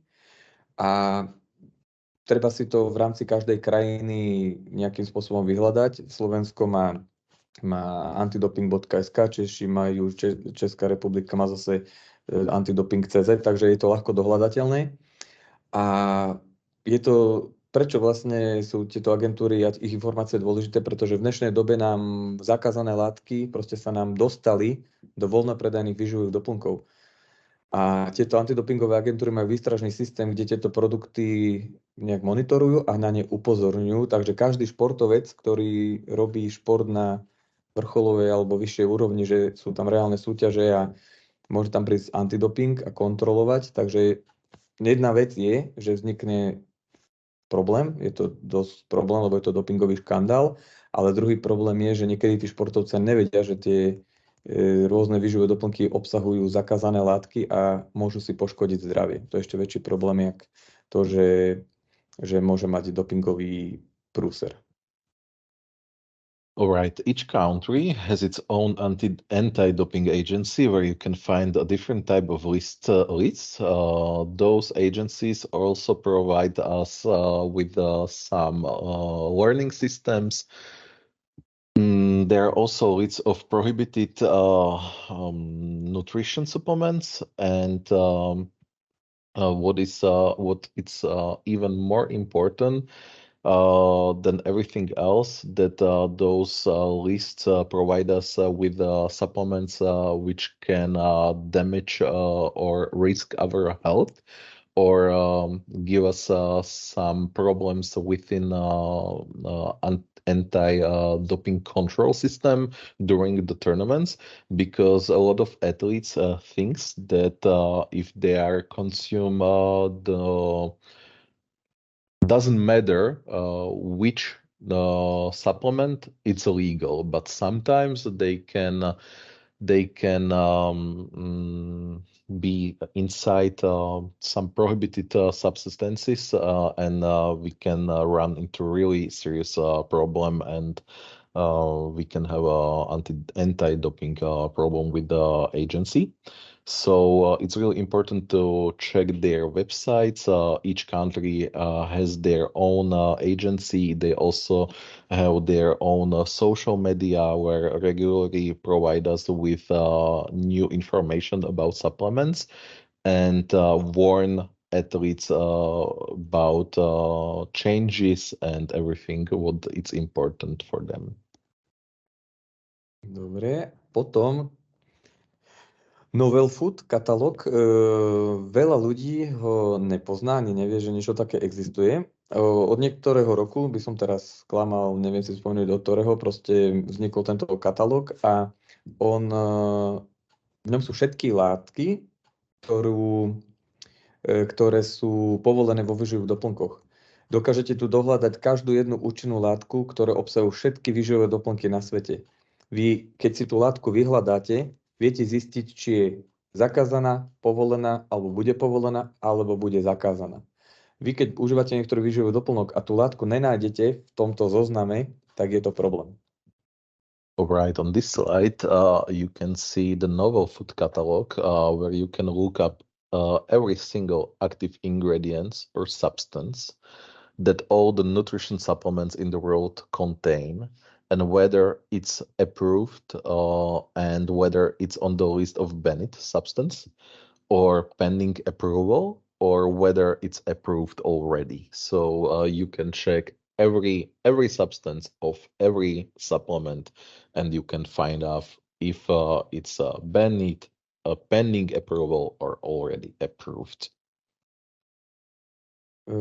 Tu na tomto slade vidíte ten vyhľadávací systém. Ja som tam dal napríklad Tribulus a následne mi vyhodilo, vidíte, že obsahujú to ešte ďalšie page, stránky, takže hneď vidím, či je povolený alebo či je zakázaný a takú základnú informáciu o produkte. You can see the search bar on this slide. Martin search for Tribulus, and on the left side there is a list of all substances, what is included in this supplement. Also on the front page you can see let's say some brief information about this product, so he can be sure in the few seconds if the product is approved or banned. Tu máme jednotlivé statusy, ktoré má Novel Food Catalog, že či je produkt OK, či je v pendingu, alebo či je zakázaný, alebo či čaká na schválenie v Európskej únii. Okay, this slide provides us information with this legend. If the product is okay, there is a green mark. There is also some other marks for pending, like this FC button, blue button. The red button is also for supplements which are banned from this catalog, and there is some also question mark for the request. So yeah, this is what they're using. A toto sú dve napríklad dôležité informácie. Jedna vec je antidopingová agentúra a Novel Food. A výhoda je, že športovec, alebo či už je to športovec alebo obyčajný užívateľ rôznych výživových doplnkov si vie sám dohľadať, že áno, je ten doplnok OK, alebo nie, pretože ako som znova spomínal, v dnešnej dobe je to dôležité. Musíme športovcov aj ľudí naučiť sami dohľadávať, aby kriticky vedeli potom rozoznávať, ktoré produkty sú OK a ktoré nie sú OK. Okay, those two as anti-doping agency and this Novel Food Catalog are really important for all athletes, because in this speed time they need to know how to find out which supplements are legal and which one are illegal. And they can find out easily with those tools by ourselves. So that's why Martin mentioned those two tools, and it's really important to know for the athletes. Máme tu ešte jednu časť, ktorá nám hovorí o tom, že firmy, aké môžu mať firmy certifikáty. Toto sú základné certifikáty, hlavne ISO 9000, ISO 22000, HACCP a tak ďalej, ktoré by mali výživové doplnky minimálne obsahovať. To je úplne že taký základ. Potom sú ešte ďalšie certifikáty podrobnejšie, ale na týchto certifikátoch sa zaklada všetko ostatné. Takže takisto preveriť si, či firma, ktorá vyrába výživové doplnky, či disponuje týmito certifikátmi. Okay, all athletes can check if the company which they want to buy the products from them have the ICO or HACCP certificate, which gives you, let's say, better knowledge about the company. And if the company doesn't have this certificate, there is a possibility that they don't provide the legal product. So, for example, Compava, which is the company where Martin works, have those certifications, and that's why we can be more sure that those products which are buying from them are legal and we can use them easily and without any doubts. Tieto certifikáty hovoria potom aj o tých firmách, že naozaj firme záleží, že vytvára kvalitné produkty, ale aj nakupuje suroviny, z ktorých vytvára produkty od iných certifikovaných. Takže je to všetko silný kontrolovaný systém a hlavne to zaručí dôležitú vec, že pozitívny vplyv na zdravie, že naozaj, že užívam kvalitu a hlavne, keď už si niekto ten výživový doplnok kúpi, tak má účinok, že nekupuje si, proste nevyhadzuje potom peniaze do vzduchu.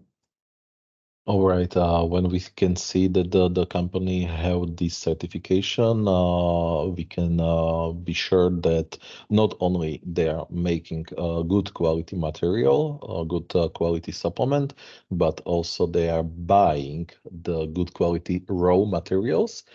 And we can be sure that it will make a good positive effect on our health, and the effect in common will be much better as with the products without the license, without the good source.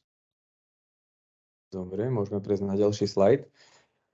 Pitný režim. Vybral som pitný režim a chondroprotektíva, tak aby som také zrýchlene povedal také dôležité informácie, lebo s akými problémami sa najčastejšie stretáme. In the next slides, I will speak about drinking mode and about chondroprotectors. What are the two most common words what we are looking for and seeing within the cooperation with athletes. So in the next slides, I will speak you more about drinking mode. Všeobecne sa stretáme, že pitný režim je najviac, to zdôrazním, že najviac podceňovaný vo všetkých športových proste odvetviach. My sa snažíme športovcov naučiť, aký je pitný režim dôležitý a hlavne, aby vedeli rozoznávať medzi jednotlivými typmi alebo formami pitného režimu. What we learned in the past few years that the drinking is the most underestimated. And we try to teach athletes and also non-athletes how important drinking is, so that they can mainly distinguish between different types or forms of drinking. Myslím si, že v prvej prezentácii už boli výborné informácie o pitnom režime povedané. Aj rozdelenie pitného režimu, že máme hypertonický, izotonický, hypotonický. Na tomto obrázku krásne vidíme, čo to jednotlivé prostredie alebo osmoza, čo robí s bunkami. Okay, as was mentioned also in the first presentation from Jen, there was also really important informations there, and those informations I also mentioned here. And on this slide, we can see what these type of drinking regimes can do with our cells. U pitnom režime je dôležitý minerálny profil a naozaj, keď chceme si byť istí, že aké typy minerálov chceme do tela, do organizmu dostať, tak zase sa vrátim k tomu, že je dôležitá zadná etiketa výživového doplnku. The mineral profile is very important as well as the content of other macro and micronutrients, especially energy carbohydrates. And once again, I need to come back and repeat that the most important part is the label, which we can see and find on the back side of the product. Základ pre športovca je dôležitý izotonický nápoj a hypotonický nápoj. The most important part for the athletes is isotopic and hypotonic drink. Hypertonické nápoje sú pre športovca dobré, keď sú nariadené, že sú mierne hypertonické. Hypertonic drinks are also effective for athletes if they are prepared well. Bo sami vidíme na tých bunkách, že hypotonický nápoj nám tú tekutinu zadržiava. Tá bunka je nasytená, športovec má menšie straty. Izotonický nápoj je to proste akorát, tá osmóza je tam, jak prichádza, tak odchádza, ale hypertonický nápoj, a keď je naozaj že silno hypertonický sladký nápoj, tieto sladké vody všetky, tak vidíme, že nám proste tú bunku dehydratuje, pretože tam je strašne veľa energie. A mohol by si prosím len to zopakovať jeden po jednom, aby som ich Je dobre. nepočítal? Takže hypotonický nápoj, vidím, čo Okay. nám robí z bunku, že nám naťahuje do bunky vodu. Okay, in hypotonic drinks, we can see in the cell what it's doing with the cell. Čo z ňou robí? Naťahuje do bunky vodu, je taká nafúknutá. This hypotonic drink, let's say that stretch the cell, and it's let's say bigger or stretched. Je to výhoda, že organizmus je hydratovaný a športovec trpí menšími stratami tekutín. The advantage is that the organismus is hydrated and athletes is prepared well. Pri hypotonických nápojoch treba dávať pozor iba na dávkovanie.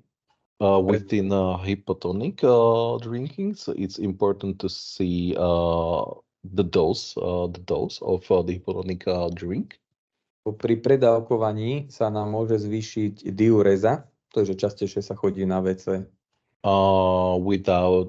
Within overdoses, the diarrhea can be bigger.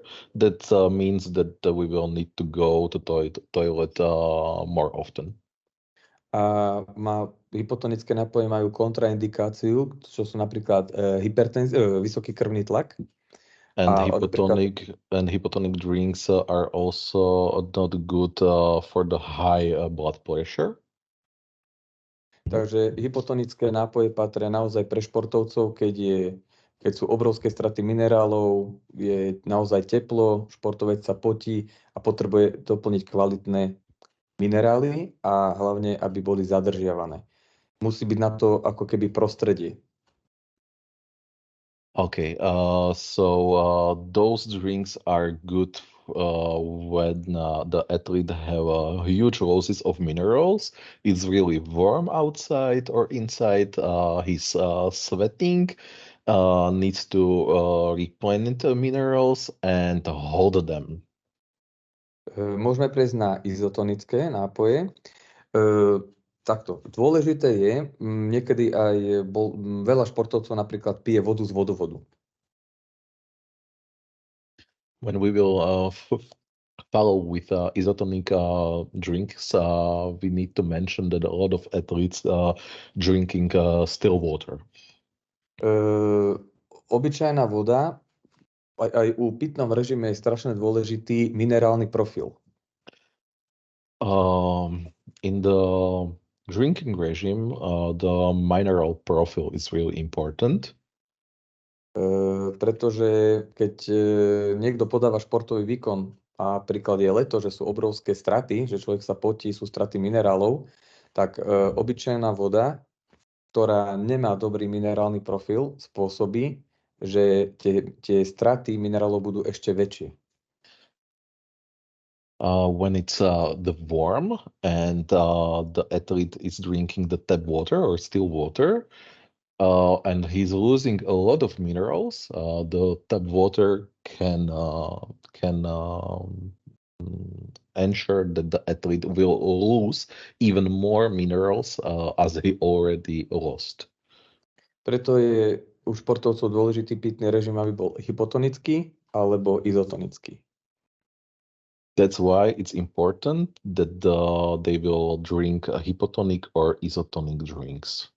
Čo sa týka izotonických nápojov, je výborné sú napríklad aj minerálne vody, len takisto si treba pozrieť minerálny profil, pretože sú špecifické, že obsahujú buď veľa magnézia, alebo veľa železa, alebo iných minerálov, aby boli také izotonické, neutrálne. Within isotonic drinks, also mineral waters are really good for athletes. Just we need to check if they not contain a lot of magnesium or iron inside of the water, and we need to check the label just to be sure that the balance it's good for us. Mohol som dať, chýba mi na slajde ešte možno jeden typ pitného režimu, a to je mierne hypertonický nápoj. Maybe one type of the drink is missing on this slide, and it's slightly hypertonický. Áno, mierne hypertonický. So slightly hypertonic drink. A mierne hypertonické nápoje sú dobré počas a po výkone, pretože nám doplňajú aj energiu, ale a majú vplyv na športový výkon, ale je dôležité, aby boli mierne hypertonické. So it's most important word, it's slightly hypertonic, and they are good during and after the performance, and they can even boost our performance during the performance. Výborne. A aby som nenaťahoval čas, môžeme prejsť na pohybový aparát, regenerácia pohybového aparátu a základné chondroprotektíva, aby sme vedeli selektovať, že keď si chcem ochrániť šlachy a kĺby alebo preventívne pôsobiť na nejaké únavové zranenia mäkkých štruktúr, že čo by mala tá základná kĺbová výživa obsahovať. All right, we will follow up with the last slides and the last theme, and it's the regeneration of the locomotor apparatus, especially chondroprotectors, and we will speak about the supplements for joints and how to protect our joints during our performance. Keď sa nám nejakým spôsobom naruší biomechanika kĺbu, alebo jedno môže to byť posttraumatické, môže to byť na základe nejakých zlých pohybových stereotypov, a keď sa nám narušia styčné plochy kĺbu, tak môže nám vzniknúť ochorenie, ktorá sa volá osteoartróza. The most common problem is arthrosis, which is degenerative disease of the cartilage of the knuckles, which arise from repetitive movement, and especially when the movement is disturbed in some way, it causes the contact surface do not wear eventually in some place, more in some places less, and the cartilage becomes overloaded in these places and degenerative changes occur there. So we need to fix them properly. Ako náhle nám na videu je vidieť, ako vzniká poškodenie chrupavky. On this video you can see the damage itself. Knee joint. And ako by sme vedeli takémuto problému zabrániť alebo nejakým spôsobom zmierniť?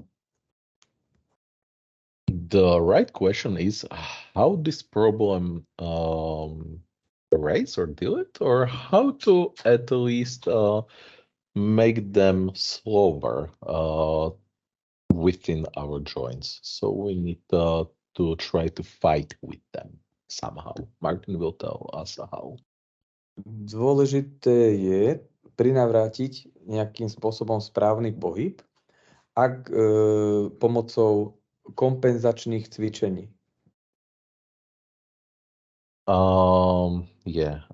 It's important to do compensatory exercises, and we can prevent such changes in our joints. Keď pohybovú aktivitu pravidelnú alebo športovú vykonávajú rôzni športovci, či už sú to telesné znevýhodnenie alebo zdraví. Vždycky sa jedná o symetrický alebo asymetrický šport. Every time where the regular physical activity is made, doesn't matter if it will be for disabled or not disabled athlete, it's always a symmetrical or non-symmetrical movement. Najťažšie to býva pri asymetrických športoch. Sa jednostranne preťažuje pohybový aparát a vtedy si zvyšujeme riziko poškodenia mäkkých štruktúr a chrupavky. The most important problem is with the non-symmetrical sport, because this is when we overload the locomotor apparatus and we basically destroyed our joints and all apparatus. Dôležité je naozaj individuálny prístup ku každému športovcovi, aj keď má telesné znevýhodnenie, vždycky je možnosť nejakých kompenzácií, aby sa tie mäkké štruktúry, svaly, disbalancie, aby sa nejak ten motion, ten pohyb pozitívne ovplyvnil, aby sa ďalej nerozvíjal kvôli toho jednostrannému športovému výkonu alebo pohybu, aby sme, ako by som to povedal, tak pozitívne pôsobili proste športový výkon alebo ten pohyb. Samko, ty to môžeš aj pri sebe povedať, že tiež máš jednostranné zaťaženie a vieš, čo ti to všetko robí, takže musíš robiť kompenzácie, aby si mohol lepšie športovať a aby si nezhoršil stav jednostranným zaťažovaním.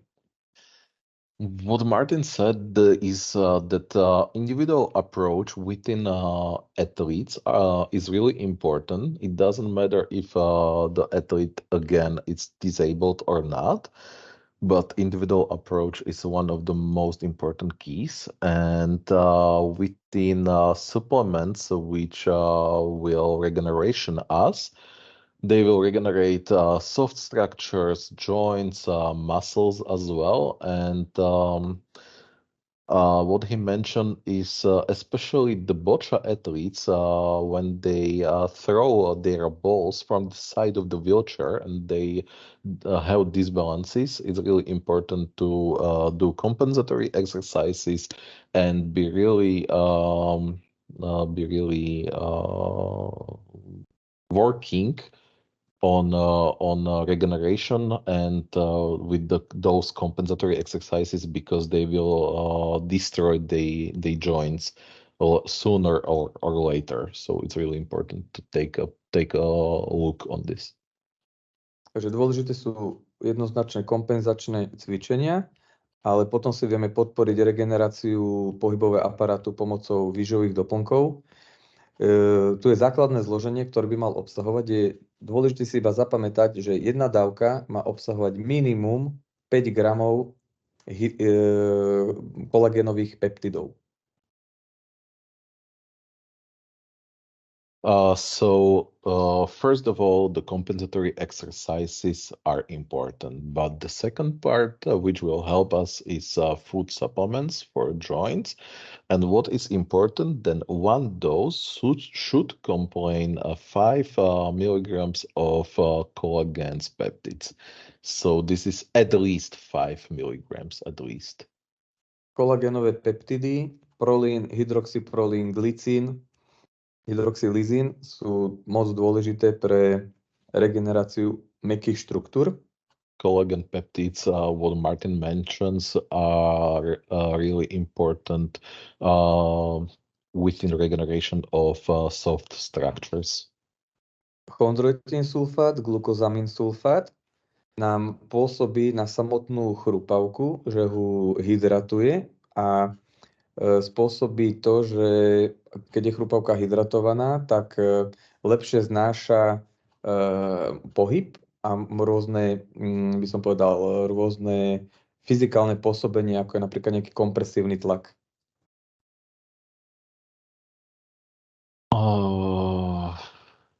Those two sulfates, what he mentioned, chondroitin and glucosamine sulfate, works with hydrates the cartilage, and when the cartilage is hydrated, it tolerating movement much better.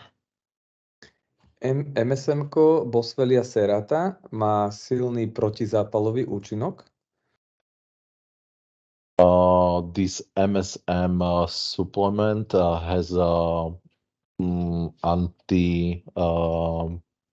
anti-inflammation effect.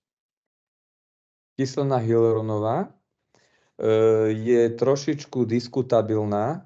Perorálna forma musí mať dostatočnú molekulovú hmotnosť, aby kyselina hyaluronová musí mať špecifickú molekulovú hmotnosť, aby sa perorálne, že keď sa to je ústami, aby sa využila.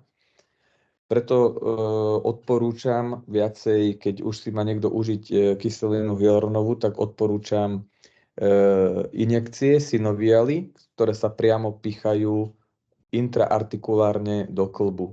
To mám istotu, že mi nádherne zhydratuje celé klbové púzdro. Okay. Hyaluronic acid is debatable because within the oral use, it must have a sufficient molecular weight to take the advantage of. And what Martin said is that he recommends injections and not to use them orally, because when it's used by injections, it makes much more sense. A posledné sú všeobecne enzymy.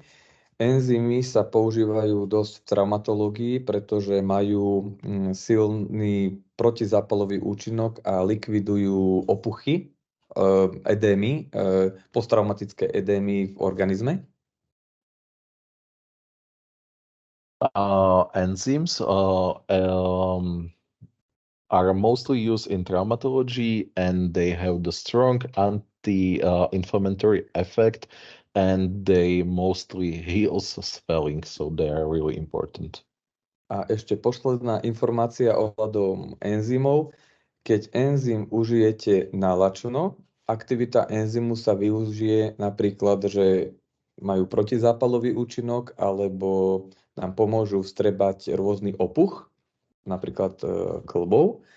A keď dáte enzym s jedlom, pozor, aktivita enzymu ide do toho jedla, že pomôže ako keby k tráveniu.